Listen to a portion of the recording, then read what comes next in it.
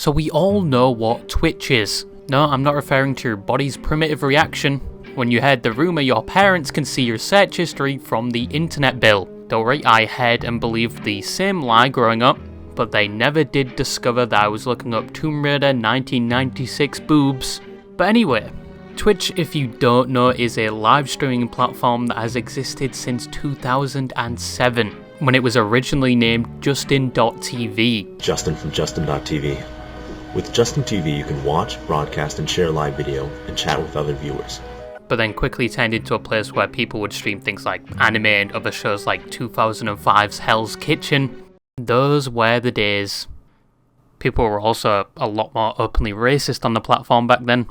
And Hell's Kitchen would make a return on Twitch in 2018 as a staple for reaction content. But when Justin TV was renamed to Twitch in 2014, around that time it was primarily known for streaming gaming content. I personally remember watching Maya Night Live back then. God, was that a time to be alive. But in the same year the platform was bought by the man with a hairline of steel, Jeff Bezos or Amazon, for $970 million. And things went from there. Twitch got a complete makeover, and it was no longer known as just a niche platform for streaming games. It gradually grew more popular over the years, to the point where in current times, most people don't get the old references from Twitch, like Forcin' CD, Forcin' Boys, The Two of Wives, Use the Shovel Soda, PVC, Where the F I Am, Where the f I am. Shroud has a fat cock. Word on the street is that you got a fat cock. Lord rest his soul, Billy Harrington, and using the actual syntax for emotes in vocal and social conversations. Remember Pepe Hands, Pepe Sad, Omega Lol, and Pog? Spelled P-O-G, not the other way. Nobody says any of that anymore. And if you remember a single one of those references, you've probably already started contributing to that 401k, buddy. You old fuck. And if you don't remember them, here's some Minecraft parkour gameplay. I know I have to jingle the keys every now and again just to keep your attention, but more people found Twitch. It absolutely exploded in 2020 due to COVID, where people for the first time discovered the beauty of watching streams and maybe even starting their own. And in the present day, you now have a whole host of content and personalities on the platform. You didn't even have to stream games anymore. In fact, most streamers on Twitch don't even touch games. They just react to YouTube's slop for a few hours, like police body cam footage. But Twitch, like every platform, has its fair share of problems. The doomers wishing their Amazon overlords had never acquired it, and it should go back to just being about games. You've got people that are just in general disgusted by the platform due to some of the content on it, like the supposed streaming boober meta, and the fact the platform is more political than it has ever been, with many expressing Twitch has a bias when it comes to certain Twitch streamers. Bro, we're never beating the Hasan runs Twitch allegations after this. This is crazy. Oh my god. And the Twitch CEO may be a gooner himself. Which, you know, fair play, as long as the wife knows. Recently you've got suspected viewbotting, which started a whole kerfuffle. But Twitch has a lot of problems. But what else are you going to use to watch live streams? Fucking YouTube? It's probably easier to find the Ark of the Covenant than somebody streaming on YouTube. Except from the most obvious people that do stream on YouTube.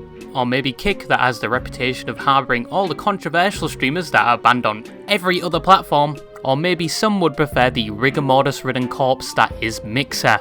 And I'm not even going to mention LiveLeak, but I think the first live streaming platform to implement semen racing will have my undivided attention. But I've been on Twitch for a while, and today I wanted to talk about the problems and common critiques it faces, and answer the question if the platform truly deserves it. Thank you so much for the sub. Oh my... Let me put you on the chalkboard. So probably the most prominent problem and loudest critique you will hear about Twitch is regarding some of the content on the platform. And by that I mean the content that is mainly within the just chatting or the hot tub section of Twitch, which the latter section was created due to the fact people hated that this was being put on the platform, and people started throwing their shit at Twitch for it, because some of the streamers were taking it a bit too far, so Twitch responded by creating a whole section for it. Some of these people now aren't even streaming in a hot tub pool or anything. Why is there a monkey? But the just chatting and hot tub section of Twitch has somewhat of a negative stigma surrounding it due to these categories being used to host suggestive, borderline NSFW content, or as some may say, softcore porn. Many of these being female streamers, and the occasional guys doing this just to make fun of the trend. I got a mogul move for you. Ew. Ew. You smell it? Not yet. I'm trying to, though. But many put these streams and people under one title, which is something you've all probably heard before, which is ethot, which is used to describe things like these female streamers, and is used for people that use their bodies as their primary content to make money or garner attention. But this has been on Twitch for a while, and it's come in many forms over the years. First you had the chalkboard meta. Thank you so much for the sub. Oh my god, guys. Yes. Let me put you on the chalkboard.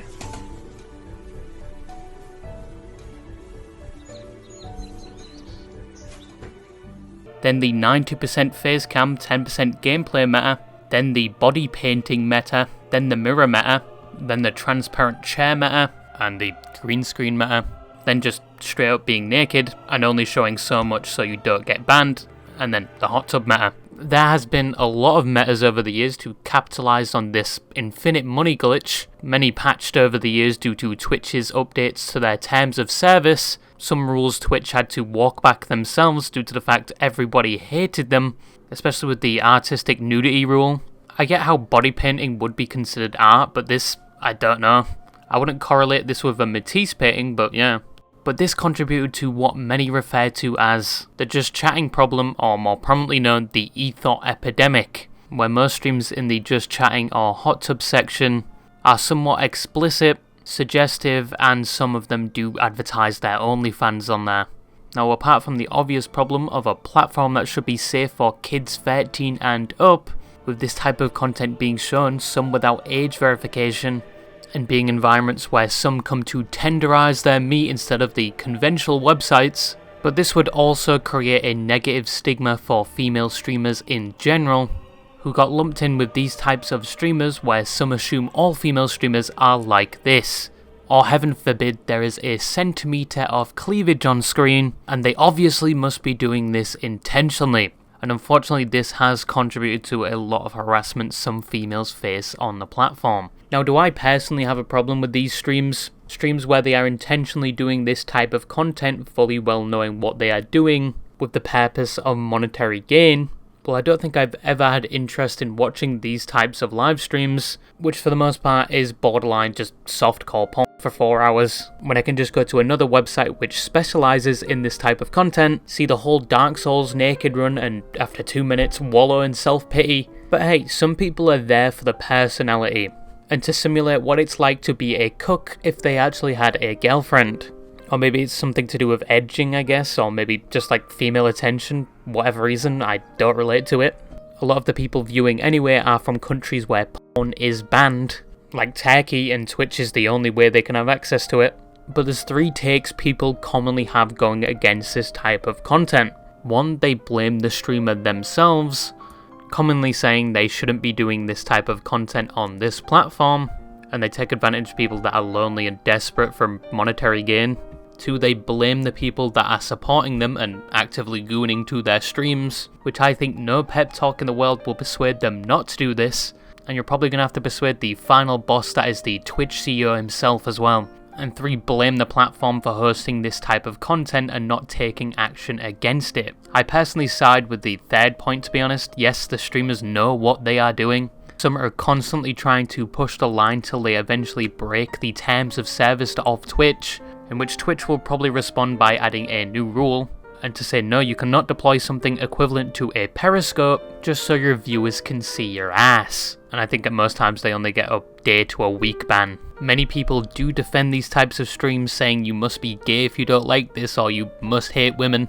No, I just don't expect this type of content on a platform that used to be just for gaming. And once again, the age rating is 13+. Like Jackmate, I would expect this, but not Twitch. But if there's nothing being done about these streams except the occasional ban for a day or two, and some people in the category are brute forcing the Twitch TOS to see what they can get away with, which then other streamers will copy, and then that'll be the meta for the next season, I'm pretty sure it's a platform problem at that point. I mean, the streamer Mogpie that has set the meta for many of these streamers got banned multiple times in the year of 2023, some within the same week, and only got a 2-day ban at most. There did used to be a rule where if you got banned multiple times in the same year, you just get perma-banned off the platform. But to be fair, that obviously doesn't exist anymore, because some of these streamers have been banned numerous times in the same year. Yeah, you can blame the gooners, but they're never gonna stop.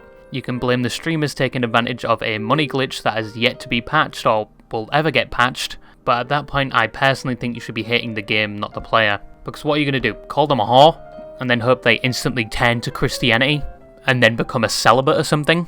But to their credit, at least some of them do age gate their streams, which is like a band-aid approach, but the platform itself is enabling this, with poor punishment and not enforcing rules to counter this type of content.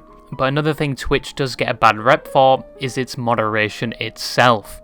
Oh, brother, this guy stinks! So another common critique of Twitch is that the moderation, or in other words, the actual staff of Twitch, that oversee the platform and are usually involved in tasks like banning or removing users or streamers that go against the terms of service of the platform. And they do this to keep the platform a somewhat safe place. But they do get a lot of shit, especially recently, due to the fact that many claim and believe that Twitch staff are biased to certain streamers, and when it comes to following their own rules and being fair, they are rather inconsistent. But does Twitch deserve this criticism, or is it just completely unfounded? Well, the fact I'm fucking talking about it means there's some contention to that point, you dumbass.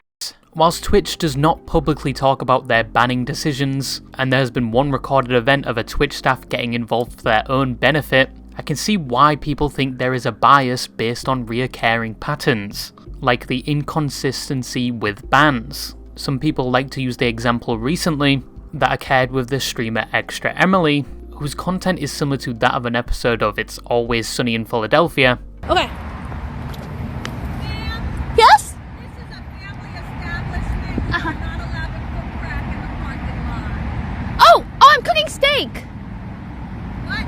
But pretty entertaining. But a lot of streamers get in trouble for streaming whilst driving, mainly due to the fact they look at their phone whilst driving to look at their chat, which is obviously dangerous. But Extra Emily didn't even do that. She was messing with her camera whilst driving and flips the camera at the exact time she runs a red light and basically self-reports herself. But obviously this was dangerous and against the law, potentially shows she was distracted whilst driving. And then after it happens, she gives the excuse that this happens all the time and that these lights take a while to turn or something.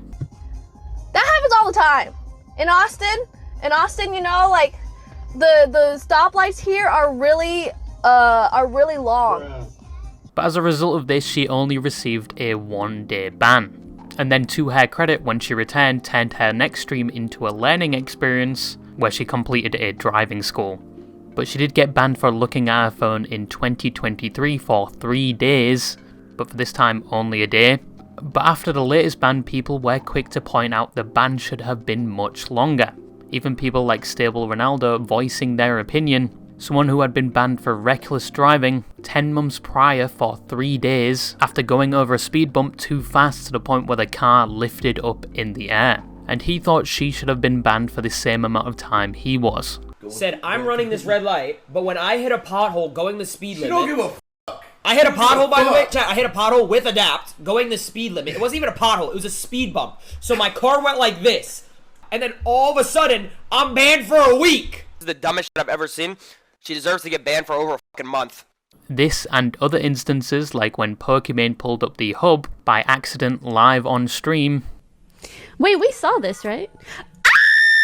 And only got a warning for it, compared to when Foursome pulled up a gif of the famous horse, also by accident but got banned for a whole month. Which has led to a lot of people believing that Twitch are more lenient when it comes to female streamers, more than their male counterparts. The main comment being Twitch staff are simps, which at this point this argument has been occurring for like 5 years now. due to Twitch's confusing banning process, where ban durations seem to differ for the same rule being broken. And they also bring up the point I discussed earlier, where some streamers in the just chatting section only get banned for a day for sexually explicit content, and some banned multiple times within the same week. But once again, there is no concrete evidence Twitch has a bias towards gender, due to the fact they do not advertise information regarding bans, or the banning process. But there are past events that have showed Twitch staff have involved themselves personally in the streaming environment and have even offered advantages to some streamers. A key example being Hasan.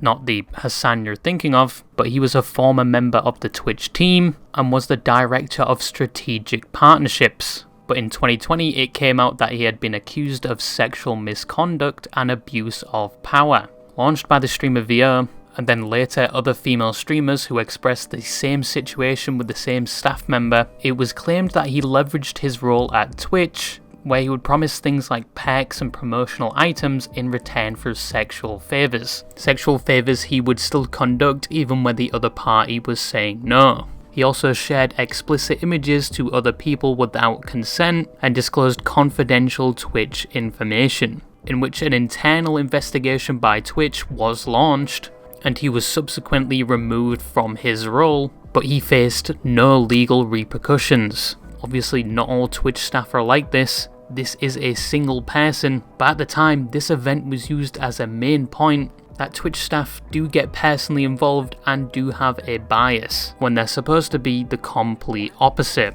But another point that people use that Twitch staff are biased is within the political sphere of Twitch. Yes, over the years, politics on the Twitch platform has grown significantly. It's not hard to find most streamers nowadays sticking their wrinkly, depraved toe into the political pool to give their opinion on the state of politics, in which I promptly click off the stream because it's not bedtime yet, and as I've said before, explaining politics to me is like giving me a lethal dose of NyQuil.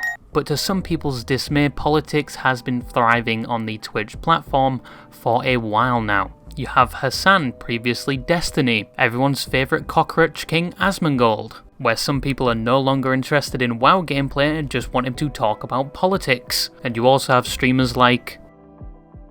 yeah, I don't know that many political streamers. I'm only here for the gameplay and slop reaction, but especially recently politics has started a fiery war on the platform. And believe me, you cannot escape it. It is everywhere, and has lasted almost a year now. It's basically a blood gulch skirmish at this point. You have Hasan versus H3 versus iDubbbz for some reason, versus Asmongold, versus Hasan's friends or something, versus Twitch itself. But basically everyone is throwing their shit at everyone, and some people believe Twitch has had a big hand in it, and as a result has led to their own YouTube adpocalypse of sorts. But what is this whole drama about? I don't fucking know. Wrong channel. I'm a political infant at this point. I'm probably gonna load up Rust to learn my 3x3 has been fucking raided after this. But why is Twitch being brought up in this situation? Well, once again, they were accused of being biased towards other streamers based on their political beliefs. And again, their banning system being very inconsistent. People thought that the Twitch staff had a bias towards streamers like Hasan, who on stream said killing one US senator would solve a problem. Cared about Medicare fraud or Medicaid fraud, you would kill Rick Scott, okay? You wouldn't make Rick Scott, former governor of Florida Rick Scott. And people were outraged he only received a day ban for this. And people think for what he has done, he should have been banned longer, due to the fact other streamers get banned a lot longer for things others view as less significant as this. Many using VTubers getting banned for like 2 weeks as an example. And some people use the fact that the Twitch team and CEO have publicly wished Hasan a personal happy birthday. And it's uncommon for them to do this, so people use this as evidence that they must have a bias towards Hasan himself or certain political beliefs. Birthday to you. What the fuck? Happy birthday to you. The most rabid Redditors just clipped this and they're gonna use this permanently to be like, see, I told you, he's got banning powers. Asmongold going as far to say the team is compromised after things like another streamer, who seemingly has the same political takes Hasan does, never got banned for essentially putting a 30k bounty on Asmon's head. but some do see this as a joke. $30K to anyone who'll make this dipshit disappear and make Eve's breasts bigger. Okay, you have to do both. Twitch's moderation and Twitch's team, I think, is compromised. I think that they're biased, and I think that they don't have any principles at all other than responding to controversies. But Twitch moderation obviously has a problem with consistency, and I think the criticism they receive, especially regarding their banning process, is completely valid. I think people that break their terms of service should be banned promptly, fairly, and given a duration in accordance with the weight of what they have done. The banning process all in all doesn't make any sense. Some streamers get banned for longer when they did something on the same level or even less serious than the other streamer, so of course people are going to think Twitch has a bias, or just an extremely incompetent staff team. So the last problem I wanted to talk about is viewbotting. And if you don't know what that is, it is basically fake viewers, mainly used to inflate the views on a Twitch stream. Many other platforms face the same issue. I think even Kick had a problem with it, but all you had to do was open the stream on multiple tabs, and each tab would count as a viewer. But you can pay certain websites to increase your viewership or someone else's, so it makes it look like you have more viewers than you actually do. Now, viewbotting, like many of the other topics I've talked about in this video, is hard to prove. Probably the only way to get 100% concrete evidence somebody is viewbotting is either if they admit to it, or the provider of the bots shows they were bought and told to target said streams. But there are other things people look at to see if people are viewbotting. Mainly they look at viewer engagement. Mainly if somebody has 50,000 people watching them and the chat is moving like a snail with arthritis, either most of the viewers are like Helen Keller, or they may be under suspicion they are using bots, because most bots do not interact with the stream like a normal chatter would. Now, why is viewbotting bad on the Twitch platform? Well, it can be used against streamers. For example, if you apply to be a partner on Twitch, and you finally hit the required viewers, if Twitch thinks some of those are bots, they will deny your partner application, and in some cases even ban you. So it can be potentially used to remove somebody off the platform. Bots can also be used for things like hate raids, going into someone's Twitch chat and spamming messages or racial slurs. I think even recently a Twitch game show had to switch Twitch channels due to the fact their stream was being inflated with view bots, which you would think is a good thing. I personally would spam the add button and hope the view bots don't have ad block, but they basically had around 100,000 viewers and the chat was basically comatose. So to prevent allegations of viewbotting themselves and potentially getting banned, they switched the channel. And you've also had streamers accusing other streamers of viewbotting, specifically the top echelons of Twitch, where XQC was accusing Kai Cenat's associates of viewbotting due to the fact they had a high viewer count but low subscribers and low viewer engagement, and most of the people watching were not logged in, and this caused a bunch of drama and commotion because it is a serious accusation, and if in some way it is proven to be true, your streaming career might be over. Nobody is going to let you live that down.